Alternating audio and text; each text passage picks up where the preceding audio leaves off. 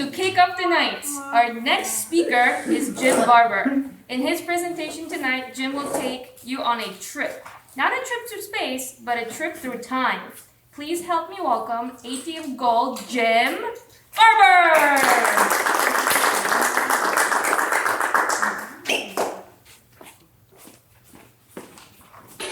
Thank you, Madam Toastmaster. My fellow Toastmasters, our most welcome guest, Jennifer. When I was a child, a small child, I walked to school 5 miles through the snow, uphill each way. I'm sure you've heard a variation of that from someone who is age-enhanced. And I'm here to tell you it's an exaggeration, but not as much as you might think. We're going to take a little trip tonight to see what life really was like back in, say, the 1960s. Now, I don't have a time machine available to me, so we're not going to go back to the 60s, but instead I'm going to bring the 60s up to us. And you're going to actually experience it, because I'm going to challenge you to live for a week. No, you couldn't do that. A day. Let's see if you could do a day the way we lived in the 1960s. What you need to do is very simple. You need to live a day without using a computer. Now, you say, no big deal. So I stay away from my laptop or my desktop for a day. I can do that. What about your tablet? That's a computer. What about your smartphone? Because that's a computer too. You say, well, I can do that. I went an entire meal one time without looking at my phone. I can do a day without looking at my phone. No, really? Let's see. Because if you're not going to use your smartphone, now you can use your phone. We did have phones, believe it or not, back in the 60s. So you can use your phone, but you can't use the smart part of it. So you can send calls, you can make calls, you can receive calls, but only inside your house. You can't go outside. And you've got to pick a spot. Maybe right here, something like that. And you've got to make your calls and you've got to talk on the phone within 6 feet of that spot. You can't move away from there. That's how it was in the 60s.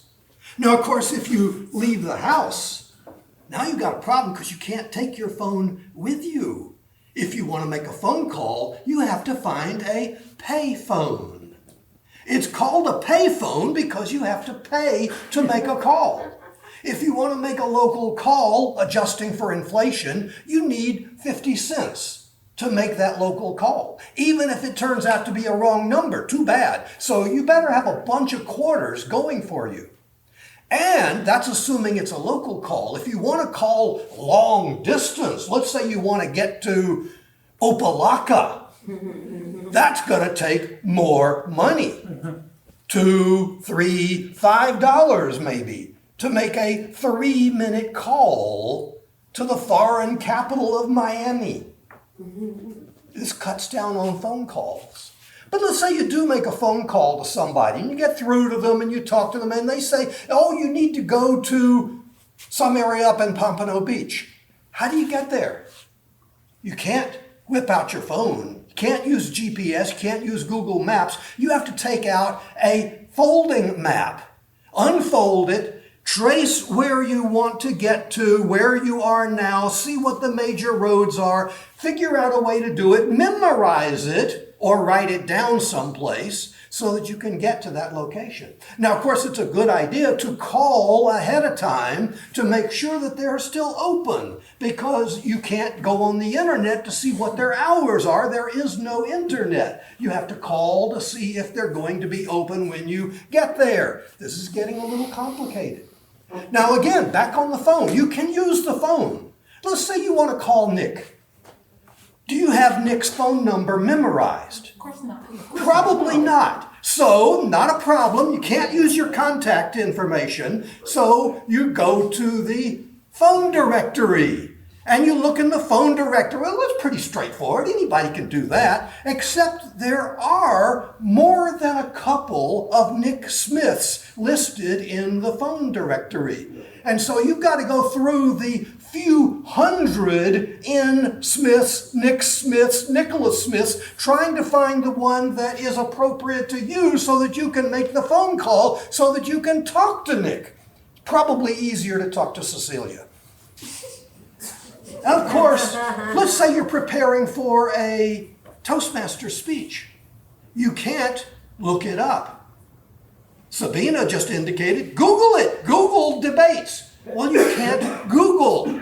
If you want to look something up, you have to go to the library. You have to call the library to find out if they're open. When they're open, you drive to the library. You go to something called the card catalog, which is a collection of thousands of index cards. And you go through those index cards trying to find the books that might have the answer to the question that you want to ask. Then that identifies it by a number. That's called the Dewey Decimal System. That you use that number to go in the library to try to find the book that you want to get information from.